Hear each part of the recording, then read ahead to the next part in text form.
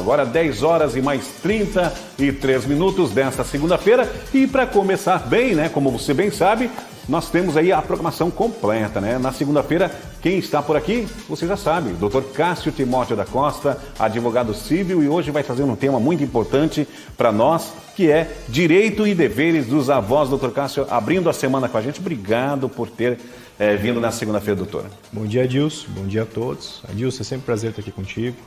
É um bate-papo muito fácil, muito agradável, e espero mais um dia a gente poder contribuir com algumas informações para as pessoas, para que as pessoas tenham facilidade para trabalhar com o direito, tenham facilidade para interpretar aquilo que elas podem fazer, aquilo que elas não podem fazer, e automaticamente tornar a vida delas um pouquinho mais fácil, né? Hoje o tema que eu trouxe, Adilson, que eu acho que é um pouco pertinente, considerando os temas anteriores, que nós falamos sobre os direitos do padrasto, da madrasta, a questão de dissolução de união, a gente vai trazer um tema que acaba sendo recorrente, principalmente nos conflitos familiares, que é a questão dos direitos e deveres dos avós. Porque muitas vezes as pessoas esquecem que a criança também tem a necessidade, tem um vínculo com os avós. E muitas vezes se fica brigando nessa situação da visita, da guarda, dos alimentos estritamente vinculada aos pais.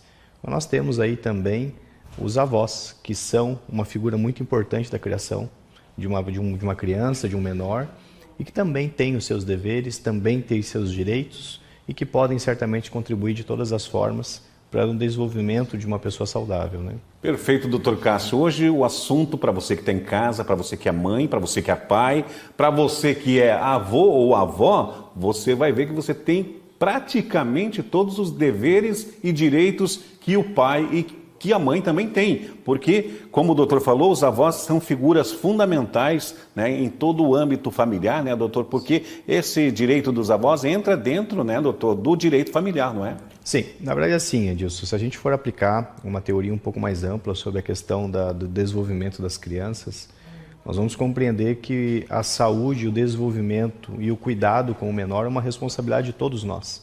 É uma responsabilidade da sociedade, da família, e ela vai, obviamente, se estreitando e aumentando o nível de responsabilidade conforme mais próximo até chegar aos pais, obviamente. Os avós também possuem a responsabilidade de cuidar das crianças e também possuem os direitos de ter o afeto e a convivência com esse menor. Obviamente que existe um degrau e uma sequência para isso.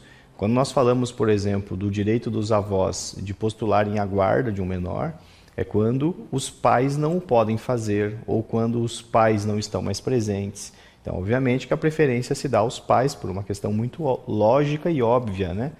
Mas na ausência dos pais, numa circunstância onde o pai é alcoólatra, a mãe não é presente, aquela situação toda que exista um risco para o menor, com base no princípio do direito previsto do ECA, que é sempre o melhor interesse ao menor, que é um princípio, obviamente o juiz pode conceder ao avô ou avó a guarda nesses casos, para que preserve a criança, para que dê uma estrutura familiar melhor.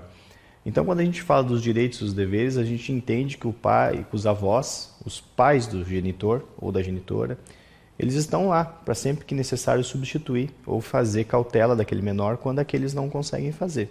Isso inclui tanto a possibilidade deles postular guarda, quanto eles eventualmente serem postulados para pagar pensão alimentícia.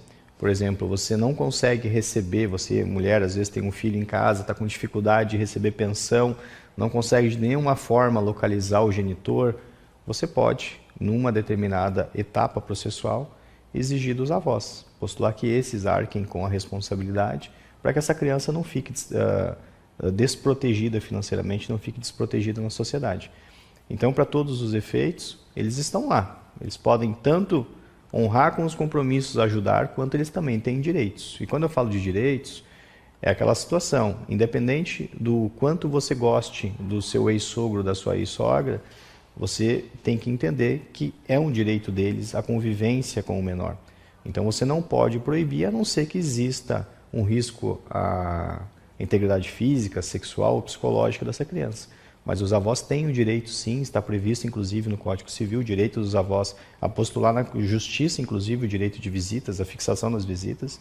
Existe o direito deles, sim, de manterem convívio com o menor e manter essa relação independente se o casal está junto ou não. É isso que eu ia perguntar, doutor, pegando um gancho no raciocínio do senhor, dos avós, da responsabilidade, a figura dos avós. Eles são, doutor, o avô e a avó são as duas figuras diretas de direito a pleitear uma guarda dos netos, doutor, na ausência dos pais? Sim, os avós são os diretos? Sim, com certeza. Isso? Na verdade, assim, é feito um estudo de caso, né? Encaminhado normalmente às crianças órfãs, né, que perdem os pais simultaneamente, porque de regra se perde o pai, fica com a mãe, se perde a mãe, fica com o pai. Essa seria a regra mais normal, digamos, né? Uhum. Mas se acontece a fatalidade de não existir mais pai e mãe, é feito um estudo através do Poder Judiciário, obviamente, para fazer análise, e eles verificam se eventualmente vai ser os avós que vão ter melhor qualidade de cuidar dessas crianças, se vão conseguir dar um amparo melhor, ou às vezes um tio, uma tia. Normalmente depende a quem está se habilitando, né? Porque muitas vezes um tio ou uma tia vai lá no Poder Judiciário e pede a regularização da guarda, dizendo que é este agora que está cuidando das crianças. Mas se existir conflito, o vô e a avó estão querendo, mas a tia também está querendo, cabe daí ao Poder Judiciário, através de uma equipe multidisciplinar de psicólogos, assistentes sociais, fazer a análise e entender qual cenário será melhor para aquela criança. Quem será que atinge o melhor interesse para a criança? Não tem um peso maior o avô por serem avós, doutor, do que um tio, por exemplo? Se nós estivermos competindo entre tio e tia, nós estamos falando aí de laços sanguíneos. Obviamente, o vô e a avó possuem uma relação muito mais próxima, talvez, mas é sempre com base no melhor interesse do menor. A gente não tem uma cadeia no sentido que primeiro é o vô e a avó, depois é o tio e a tia, não. Qual é o melhor interesse do menor? O que vai atender melhor a criança? E nós não estamos falando de questão financeira, tá, pessoal? Às vezes as pessoas confundem, acreditando que se o vô e a avó tiver uma condição financeira melhor, ou a tia tem uma condição financeira melhor, isso automaticamente lhe dará a guarda do menor na ausência dos pais. Não é assim que funciona. Tem que entender qual é a estrutura de moradia que essa pessoa que está pleiteando a guarda vai conseguir.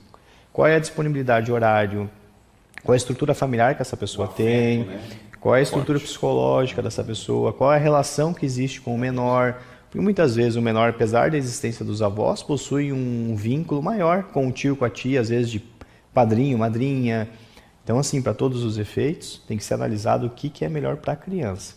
Mas o vô e a avó, obviamente, eles estão dentro dos primários, né? Dentro daqueles que têm, obviamente, a capacidade e um direito prevalente de postular a guarda dos netos numa eventual ausência dos genitores. 10 horas e 44 minutos, hoje falando sobre direito familiar, né? A responsabilidade dos avós. Dr. Cássio Timóteo da Costa, ele que é advogado civil, atua também em várias áreas na área do direito. Doutor, tem pergunta aqui. Bom dia, doutor. Os genitores podem proibir, doutor, os netos, né, e avós de terem contato? De forma alguma, acredito, né? É exatamente o que eu estava tentando explicar, Dias, que é a questão de que existe a previsão legal, inclusive, do direito dos avós de contato com os menores. Eu sempre trago aqui no nosso programa a explicação de que as pessoas elas têm que separar a questão do que elas acham e do sentimento com o que é certo, com o que é errado. O vô e a avó têm direito de exercer essa visita, de exercer esse contato com o menor. Se não haver qualquer empecilho, qualquer ameaça com a criança, não existe nada que justifique tal impedimento. Então, cabe à mãe ou ao pai controlar muitas vezes as suas problemáticas pessoais com estes e entender que é extremamente necessário para o desenvolvimento de um ser saudável que ele possua uma boa relação tanto com o pai, com a mãe, como também com os seus avós. Perfeito, doutor. 10 horas e 45 minutos. Você pode participar também ao vivo do nosso programa, enviando, né, as suas perguntas no WhatsApp da nossa produção, que é o 3360-1101, 3360-1101. Pode fazer a sua pergunta em relação a esse tema, né, que nós estamos conversando, que é responsabilidade dos avós para com os netos. Tem mais uma pergunta, doutor. Como exigir, doutor Cássio, esse direito, né, se negado pelos pais, doutor? Bom, no primeiro momento a minha orientação é que os avós tentem registrar essa negativa, né? Ou através do WhatsApp, ou através de alguma prova que eles consigam levar ao Poder Judiciário. contratar um advogado da sua confiança, e o advogado poderá, através do que está previsto no Código Civil e no que existe hoje já consolidado na jurisprudência, solicitar ao juiz que seja fixado o direito de visitas e que seja determinado que o genitor ou a genitora deixe essa criança ter contato com os avós. Obviamente, se o genitor ou a genitora não obedecer o Poder Judiciário, terá penalidades. Pode-se aplicar tanto a multa quanto ato atentatório ou desobediência ao Poder Judiciário. Então, tecnicamente, a gente tem um instrumento jurídico para conseguir regulamentar isso. Se você, vó e avô, eventualmente não está conseguindo ver o seu neto, porque os pais não estão deixando, você tem aí a possibilidade de procurar o advogado da sua confiança e postular que o juiz fixe esse direito e determine de que forma isso deve ocorrer. Doutor Carlos, acontece muito esse tipo de situação, doutor? O senhor já atendeu na sua carreira, né? Já atendeu situações assim? Adilson, porque é mais de briga familiar daí, né, sim, doutor? Adilson, normalmente eu tento vir aqui no escritório, aqui no nosso programa, e trazer coisas do escritório mais simples, para tentar tornar mais palpável aos nossos telespectadores, né? Mas confesso para ti assim, que a gente vê tanta coisa no escritório que tu começa a se perguntar qual é a capacidade do ser humano. Então, assim, a tua pergunta é, isso acontece com muito mais frequência do que as pessoas imaginam. Acontece coisas absurdas. Então, assim, quando a gente pensa o que é enfrentado no dia a dia, a gente imagina que muitas vezes mães não deixam os netos terem contato com os avós porque o ex-marido, o pai da criança, traiu ela e por este motivo usa a criança como uma forma de punir. Então, assim, N problemáticas que eu vejo no dia a dia do escritório e que eu vejo como falta, muitas vezes, sabedoria para as pessoas, como falta, muitas vezes, uma questão de bom senso, para que as pessoas consigam interpretar as coisas de uma forma correta. Muitas vezes, o interesse pessoal se prevalece sobre o interesse do menor, as necessidades do menor. Então, acontece bastante. Eu tenho alguns casos, inclusive em andamento, onde nós estamos tentando regulamentar, conseguir através do Poder Judiciário que o juiz determine horário, determine dias para que os avós consigam ter contato com os netos, porque infelizmente os genitores não estão tendo a sabedoria de separar as coisas, separar relacionamentos, separar a intimidade do casal com o contato familiar. Doutor Cássio, podemos deduzir então, o apresentador, de que quando chega ao ponto de procurarem um advogado para resolver essa situação, já aconteceu lá atrás, muito desentendimento, muita briga, ou seja, no âmbito familiar, sim, não é, doutor? Na verdade, a grande problemática, talvez, Adilson, é que quando chega no escritório de advocacia, alguns casos, as pessoas já estão há meses brigando, muitas vezes há anos. Então a coisa já se tornou num nível que eles já não conseguem mais nem entender nem por que eles estão brigando. Sabe aquela coisa que tu já... Uma bola de neve. Isso, uma bola de neve. Tu já não consegues mais entender a origem daquele problema. Então, assim, daí tu tens que tentar preservar algumas estruturas básicas, principalmente preservar o menor, preservar a questão de direito de manutenção, tentar manter um convívio básico. Mas eu acho que a grande chave para a solução de 99% dos problemas que eu enfrento no escritório é a conversa. O que falta hoje para as pessoas é a capacidade de dialogar, de conversar, de tentar se botar um pouquinho no lugar do outro, tentar interpretar um pouco a necessidade do outro, tentar entender um pouco o que cada um pensa e por que cada um tomou tal atitude.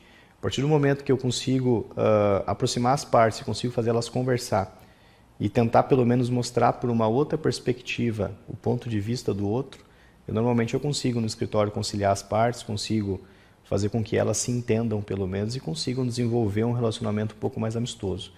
A grande verdade, e o que é uma grande pena, é que nesses temas que a gente traz aqui de direito do padrasto, da madrasta, direito dos avós, questão de dissolução de união estável, eu vejo que quem acaba normalmente pagando um preço muito alto são as crianças, que ficam às vezes meses sem ver o pai, meses sem ver a mãe, meses sem ver os avós, e é uma situação bem triste. E assim, a gente não pode acreditar que muitas vezes a ausência é sempre do pai, existe casos de ausência da mãe. Nós não podemos acreditar que sempre a mãe é quem proíbe a criança de ver o vô e a avó paterno, que não é, tem casos do pai também causar problema. De um modo geral, isso é um problema social. Então as pessoas têm que saber separar. Os avós são importantíssimos para o desenvolvimento de uma criança. E é importante que as pessoas saibam separar. Se eventualmente não estão conseguindo fazer isso, procure um advogado, procure um escritório de advocacia e postule no Poder Judiciário, porque você está muito mais do que exercendo apenas a visita, você está construindo o desenvolvimento psicológico e social de uma criança. É importante que os avós busquem os seus direitos e exerçam também com bastante sabedoria. E também, eventualmente, entendam que na ausência dos pais, na falha dos pais, esses também estão lá para dar um suporte, estão lá para, eventualmente, suprir a necessidade dessa criança, que é uma inocente nessa dinâmica toda. Né? Nesses casos, né, doutor, sempre a orientação acredita que o bom senso da família toda, o bom senso e equilíbrio nesses casos é fundamental. Agora, 10h52, nós vamos para um breve intervalo comercial e já voltamos com mais um bate-papo com o doutor Cássio Timóteo da Costa, nosso advogado, hoje trazendo um tema importante, a responsabilidade dos avós para com os netos. Já voltamos, é um instante só. Voltamos ao vivo, diretamente do Alto do Cristo Luz, nos estúdios da TVC Panorama, TV Cultura, 20 anos, sempre levando muita informação com credibilidade e também responsabilidade nossa para com você, nosso telespectador, em todo o nosso litoral. Onde quer que você esteja, neste momento você está acompanhando a programação local da nossa TV regional, que é a TVC Panorama, aqui para todo o nosso litoral, especialmente para Balneário Camboriú e também a cidade de Camboriú. E vocês vão ver também hoje, no terceiro bloco ainda, o homem que tentou matar a ex-mulher a facadas. Foi na cidade de Itajaí há pouco tempo. Ele foi condenado a 17 anos de prisão. Bem feito. E olha, aqui está falando regime fechado. Acho muito difícil, né? Mas vamos acreditar que ele fique fechado mesmo por tentativa de assassinato, qualificado, inclusive. Hoje aqui ao vivo, nos estúdios da TVC Panorama, o Dr. Cássio Timóteo da Costa, advogado, nosso advogado que sempre traz temas importantes e hoje não poderia ser diferente, que é sobre a responsabilidade dos avós. Doutor, já tem mais perguntas aqui.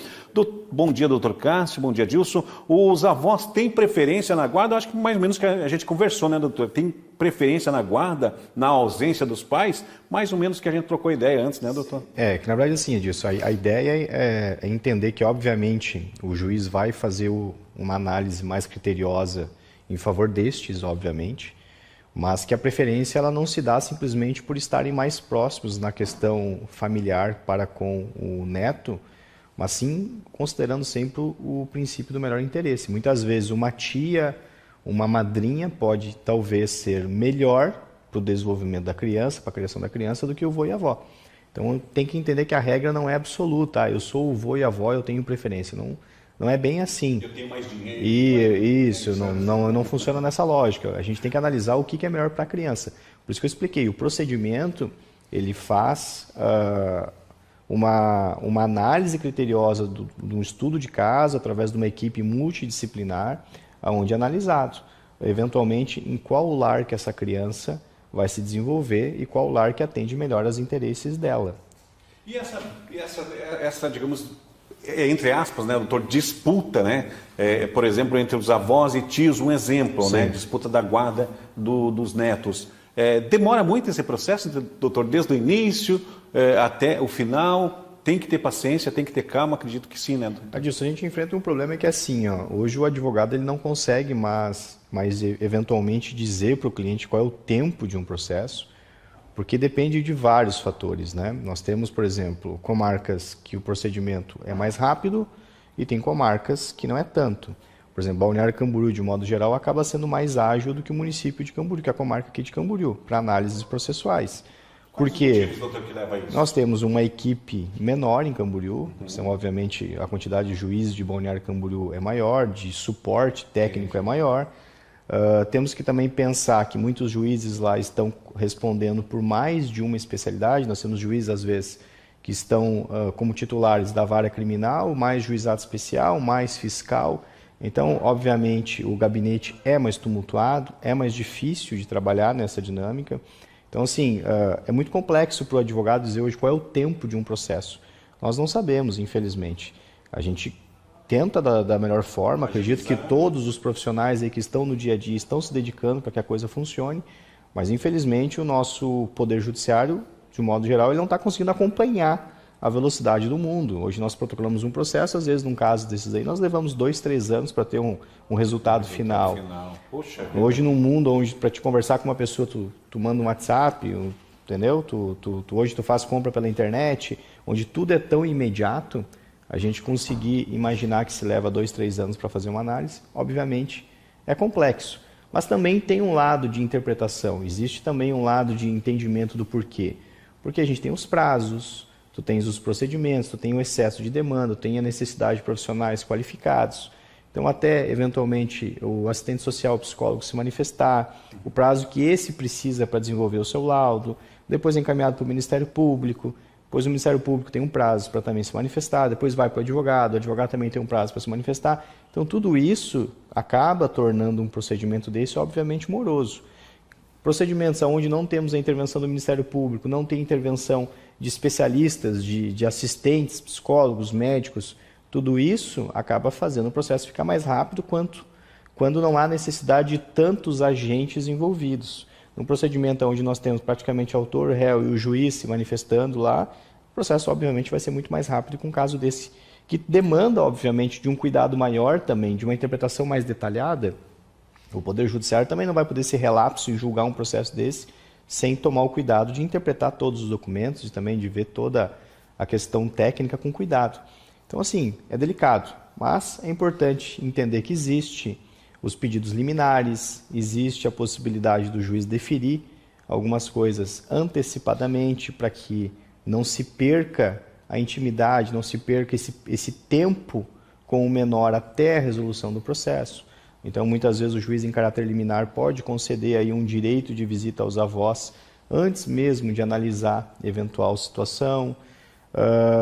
Podemos também, muitas vezes, conseguir uma guarda provisória antes da análise final de quem efetivamente vai ficar com essa criança. Antes da decisão final, né, doutor? Isso, antes da decisão final. Claro que tem que preencher alguns requisitos, tem algumas questões técnicas que devem ser analisadas, mas há a possibilidade, sim, da gente conseguir, pelo menos, antecipar algumas situações jurídicas antes da análise final. Foi criado, inclusive, esses institutos jurídicos, obviamente, para resolver essa problemática que nós temos aí da demora processual e da análise processual que demanda tempo. Perfeito. 11h02, doutor Cássio. Nosso tempo corre rápido demais aqui na TV, mas olha, foi de grande valia as informações. E se você tem dúvidas, você pode, inclusive depois do programa, pode mandar as mensagens, nós repassamos, né, para o doutor Cássio, ele vai estar atendendo também você, com certeza. Doutor Cássio, muito obrigado por ter abrido a semana, todas as segundas-feiras. Doutor Cássio Timóteo da Costa aqui com a gente, trazendo temas importantes que vale a pena realmente ficar ligado. Doutor, obrigado. Perfeito, Adilson. Mais uma vez, obrigado a todos, foi um prazer. Vamos para um breve intervalo comercial rapidinho e depois voltamos com as notícias que movimentaram todo o nosso setor policial aqui na nossa região de Balneário Camboriú e também Camboriú. É um instante só.